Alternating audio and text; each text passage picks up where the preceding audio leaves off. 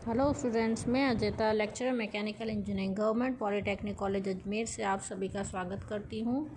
ME subject code 303 में आज हम नया चैप्टर स्टार्ट करते हैं। Second chapter steam turbines. तो सबसे पहले इंट्रोडक्शन पार्ट देखते हैं। सबसे पहले जो है भाप इंजन के आविष्कार हुए थे, है ना। तो भाप इंजन सबसे पहले बने थे, उनके बाद निरंतर प्रगति होती रही आविष्कारों में, है ना, और मॉडिफाइड होते रहे। उसके बाद स्टीम टरबाइन का आविष्कार किया गया था। इंजनों से अधिक कार्य प्राप्त करने के लगातार प्रयास होते रहे। इसी प्रयास के परिणाम जो है वो भाप टरबाइन है। भाप इंजन से तो क्या होता है, ऐसा संयंत्र विन्यास है एवं कार्यप्रणाली जो है वो पूर्णतया भिन्न होती है। और भाप इंजनों में क्या होता है कि पिस्टन जो है वो प्रत्यागामी गति करता है, फिर उसको घूर्णक गति में परिवर्तित करा जाता है और उसके बाद में फिर उसे यांत्रिक ऊर्जा में या अन्य प्रकार की ऊर्जा में परिवर्तित किया जाता है। जबकि टरबाइन में यह जो ऊर्जा है वह सीधी ही घूर्णक गति के द्वारा प्राप्त की जाती है। भाप इंजन में भाप को पूर्ण रूप से प्रसारित नहीं किया जा सकता है, जिसके कारण से भाप का पूर्ण रूप से उपयोग नहीं हो पाता है, जबकि भाप टरबाइनों में यह उपयोग अधिकतम अवस्था तक संभव है। अब भाप टरबाइन में भाप के दाब को वेग में परिवर्तित कर उच्च वेग प्रधार प्राप्त कर एक घूर्णक पर लगी फलकों की पंक्ति पर से प्रवाहित करके सीधी घूर्णक गति प्राप्त की जाती है। इस विधि से इसका यंत्र विन्यास बहुत ही सरल हो जाता है। यह उच्च वेग एक साथ या धीरे धीरे भाप का प्रसरण करके भी प्राप्त किया जा सकता है। अब मान लो कि भाप इंजन में भाप का प्रसरण पूर्ण रूप से नहीं होने की स्थिति में इस चित्र में दर्शाया गया है। पीवी ग्राफ में 1 2 3 4 5 1 ये इस चक्र में दर्शाया गया है, जिसमें जो भाप का प्रसरण है पूरी रूप से नहीं हो पाता है। अब हम चाहते हैं कि ये भाप का जो प्रसरण है स्टीम टरबाइन में वो और अधिक हो, जिससे कि हमें और अधिक कार्य की प्राप्ति हो। तो और आविष्कार करे गए इसी के संबंध में अधिक कार्य प्राप्त करने के लिए। तो ये पाया गया कि यदि भाप के मिश्रण को द्रवणित किया जाए तो उससे भी अधिक कार्य प्राप्त हो सकता है, जिसे कि इस चक्र में दर्शाया गया है 1 2 3 6 7 1। इसी दाब की भाप को एक द्रवणित लगे टरबाइन में अब बहुत ही कम दाब तक प्रसारित करके और भी अधिकतम कार्य प्राप्त किया जा सकता है, जो कि इस ग्राफ में दर्शाया गया है 1 2 10 11 से 1 तक। तो ये अधिक आविष्कार आगे के आविष्कारों में ये प्रदर्शित किया गया कि अगर सिंपल हम स्टीम टरबाइन यूज़ करते हैं और स्टीम को बाहर एग्जिट में वातावरण में छोड़ देते हैं, तब अधिक प्रकार से प्रसरण भाप का नहीं होता है, जिससे कार्य की प्राप्ति कम होती है। तो अगर हम उसके एग्जिट जो बैक साइड है एग्जिट पे टरबाइन के, अगर हम कंडेंसर लगा दें तो उससे कुछ अधिक कार्य प्राप्त होता है। और वह कंडेंसर अगर एटमॉस्फेरिक प्रेशर से लो प्रेशर पर कार्य करेगा तो और हमें अधिक कार्य की प्राप्ति होगी। और हम ये जानते हैं कि पीवी ग्राफ के द्वारा जो कार्य प्रदर्शित होता है उसके अंदर का एरिया वो कार्य को प्रदर्शित करता है। तो यहाँ पे ये जो कार्य है वह हम इस प्रकार का मॉडिफिकेशन करके अधिक प्राप्त कर सकते हैं। इस प्रकार से यह स्पष्ट हो जाता है कि टरबाइन से काफ़ी अधिक कार्य प्राप्त किया जा सकता है। व्यवहार में भाप का निःसरण दाब भाप इंजन में 0.2 से 0.3 बार तक रखा जाता है, जबकि टरबाइन में यही दाब 0.035 बार या इससे भी नीचे रखा जा सकता है। तो अब हम इतिहास की दृष्टि से देखते हैं कि टरबाइन जो है वो एक बहुत ही पुराना उपकरण है, जो कि स्टीम इंजन्स के बाद आविष्कार किए गए। जब इसका सिद्धांत काम में लिया गया तो सबसे पहली जो टरबाइन बनी थी स्टीम टरबाइन, वो किस पे आधारित थी? सिद्धांत पे आधारित थी। हीरो टरबाइन के नाम से इसको जाना जाता है। हीरो नामक कोई व्यक्ति था अलेक्जेंड्रिया के में, उसने इस टरबाइन को बनाया था। ये पूर्णतः रिएक्शन सिद्धांत पर, प्रतिक्रिया सिद्धांत पर कार्य करता था। इससे रिएक्शन टरबाइन के नाम से जाना जाता है। चित्र में जैसे आप देख सकते हैं, इससे कोई उपयोगी कार्य प्राप्त नहीं किया जाता था, केवल ये खिलौने की तरह ही उपयोग में लिया जाता था। लेकिन इसी सिद्धांत को फिर आगे के आविष्कारों में काम में लिया गया। तो सर्वप्रथम जो व्यावहारिक टरबाइन जो कार्य प्राप्त करने के लिए बनाई गई थी तथा पूर्णतया हीरो टरबाइन के सिद्धांत पर कार्य करती थी, वह 1883 में गस्टव डी लाउल द्वारा बनाई गई, जो कि 700 रिवॉल्यूशंस पर सेकंड पर कार्य करती थी तथा इसके घूर्णक की परिधि पर वेग 180 मीटर प्रति सेकंड था। ऐसा टरबाइन जिसमें कि भाप के दाब को सर्वप्रथम नोजल के माध्यम से गतिज ऊर्जा में परिवर्तित करके फिर यांत्रिक ऊर्जा प्राप्त की जाती है, आवेग टरबाइन के नाम से जाना जाता है। इसी प्रकार का टरबाइन सर्वप्रथम गियोवन्नी ब्रेनका ने बनाया तथा इसका उपयोग यांत्रिक कार्य प्राप्त करने हेतु किया गया। इसी चित्र में हम देख सकते हैं ब्रेनका इम्पल्स टरबाइन। इस प्रकार निरंतर इस क्षेत्र में वैज्ञानिकों ने प्रगति कर आज उपयोग में आने वाले टरबाइनों की आधारशिला रखी। इनका व्यापारिक उपयोग व उत्पादन 19वीं सदी के अंत से ही संभव हो पाया। अब हम देखते हैं स्टीम टरबाइन का जो बेसिक क्लासिफिकेशन है वो हम किस प्रकार से कर सकते हैं। तो भाप टरबाइनों को उनकी कार्य प्रणाली एवं विन्यास के आधार पर निम्न प्रकार से वर्गीकृत किया जा सकता है। सबसे पहले हम देखते हैं फ्लो के डायरेक्शन के आधार पर, भाप की प्रवाह की दिशा के आधार पर। तो इसमें आती है अक्षीय प्रवाह टरबाइन, एक्सियल फ्लो टरबाइन जिसे कहते हैं, रेडियल फ्लो टरबाइन, त्रिज्य प्रवाह टरबाइन, टेंजेंशियल स्पर्शीय प्रवाह टरबाइन और मिक्स फ्लो मिला जुला फ्लो टरबाइन जो होती है। तो एक्सियल फ्लो टरबाइन जैसा कि आप चित्र में देख सकते हैं, अगर जो स्टीम एंटर होती है टरबाइन में उसकी डायरेक्शन पैरेलल है स्टीम की शाफ्ट की एक्सिस के, तो उसे हम एक्सियल फ्लो टरबाइन कहते हैं।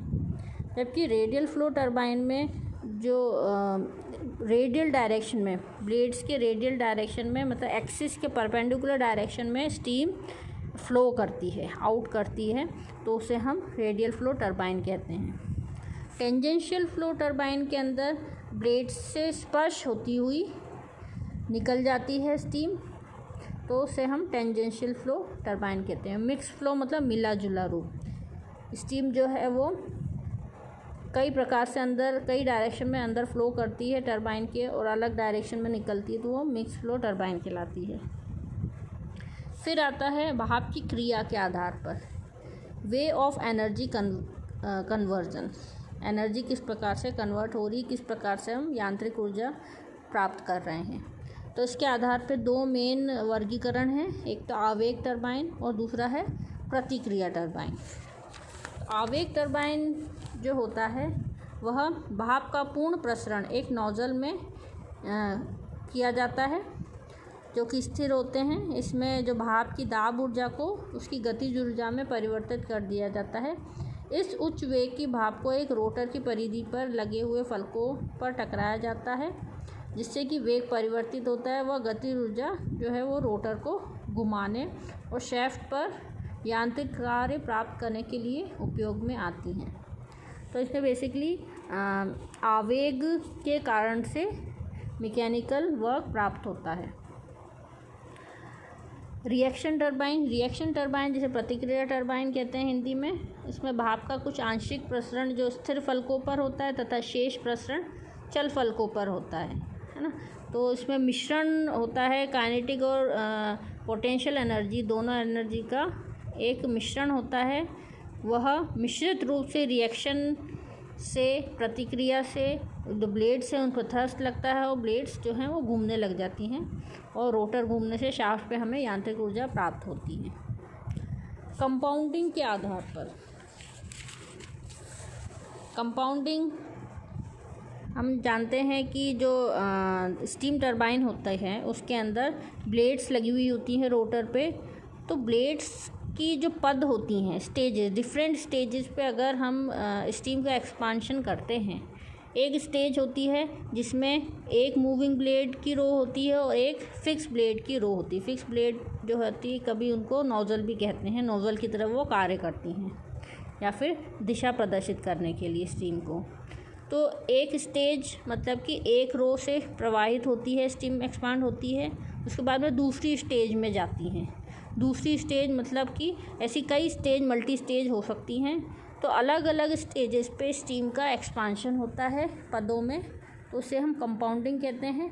ये बेसिकली स्टीम का जो वर्क आउटपुट उसको बढ़ाने के लिए और उसकी दक्षता बढ़ाने के लिए काम में आती हैं। तो टाइप्स ऑफ कंपाउंडिंग के आधार पर, जैसा कि हम आगे इसके बारे में और डिटेल में पढ़ेंगे, कंपाउंडिंग के आधार पे भी हम टरबाइंस को वर्गीकृत करते हैं। प्रेशर कंपाउंडिंग, वेलोसिटी कंपाउंडिंग और pressure velocity compounding. Pressure compounding में मोटे तौर पे जो प्रेशर एनर्जी है स्टीम की, वह कई स्टेजेस में काम में लिए जाती है, ड्रॉप होती हैं। वेलोसिटी कंपाउंडिंग में जो वेलोसिटी है वो कई स्टेजेस पे ड्रॉप होती है और दूसरी ऊर्जा में परिवर्तित होती है, गतिज ऊर्जा। और प्रेशर वेलोसिटी कंपाउंडिंग में प्रेशर और वेलोसिटी एनर्जी वह हर स्टेज के अंदर जो है वो अपनी ऊर्जा को परिवर्तित करती है यांत्रिक ऊर्जा में। फिर होता है एग्जॉस्टिक कंडीशन के आधार पर, ऊष्मा के पतन के आधार पर, condensing turbine, extraction turbine, back pressure turbine और रीहीटिंग टरबाइन। कंडेंसिंग टरबाइन मतलब अद्रवण टरबाइन। अगर हम जो स्टीम टरबाइन है उसके एग्जिट के ऊपर कंडेंसर लगाया गया है, जो भी स्टीम बाहर निकल रही है एक्सपांशन के बाद में टरबाइन से, अगर उसको कंडेंस कर दिया जाता है और उसको फिर से रीयूज़ करा जाता है, तो इस प्रकार की टरबाइन को हम कंडेंसिंग टरबाइन कहते हैं। एक्सट्रैक्शन टरबाइन, इस प्रकार की टरबाइन में जो स्टीम एग्जिट होती है टरबाइन से, उसको किसी दूसरे काम में, किसी दूसरे प्रोसेस में काम में ले लिया जाता है, तो उसे एक्सट्रैक्शन टरबाइन कहते हैं। बैक प्रेशर टरबाइन, इसमें जो टरबाइन है उसके एग्जिट पे एक दूसरा बैक प्रेशर टरबाइन लगा दिया जाता है।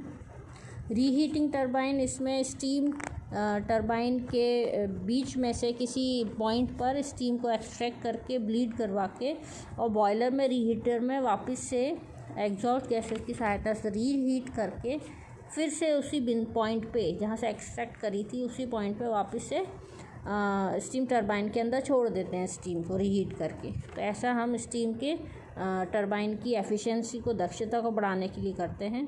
तो इस प्रकार से भी हम वर्गीकृत कर सकते हैं टरबाइंस को। नंबर ऑफ़ स्टेजेस के आधार पर, सिंगल स्टेज, मल्टी स्टेज, जैसे मैंने बताया था, अगर एक ही पंक्ति रोज लगी हुई हैं मूविंग और फिक्स ब्लेड की, तो उसे सिंगल स्टेज टरबाइन कहते हैं। और अगर इस प्रकार की कई पंक्तियां लगी हुई हैं मूविंग ब्लेड और फिक्स ब्लेड की, तो उसे हम मल्टी स्टेज टरबाइन कहते हैं। इनलेट प्रेशर के आधार पर, लो प्रेशर टरबाइंस जिनका जो वर्किंग प्रेशर होता है 1.2 बार से 2 बार तक होता है। मध्यम दाब टरबाइन, जिसे हम जो कि 2 बार और 40 बार के बीच में कार्य करती हैं। उच्च दाब टरबाइन जो कि 40 बार से ऊपर के दाब के ऊपर कार्य करती हैं। और अतिक्रांतिक दाब टरबाइन जो कि 221 बार से दाब से ऊपर कार्य करती हैं, उसे हम सुपर क्रिटिकल टरबाइंस कहते हैं। इसके अलावा और भी वर्गीकरण के आधार हैं, जैसे गवर्निंग के आधार पर, अपरोध अधिनियंत्रण, नोजल अधिनियंत्रण और बाईपास अधिनियंत्रण के आधार पर भी हम वर्गीकृत कर सकते हैं। उपयोग के आधार पर भी हम टरबाइंस को क्लासिफाई कर सकते हैं। जैसे स्थायी स्थिर चालन टरबाइन जो कि स्टेशनरी होती हैं, एक ही जगह रहती हैं, जितनी पावर प्लांट्स की टरबाइन होती हैं वो श्रेणी में आती हैं।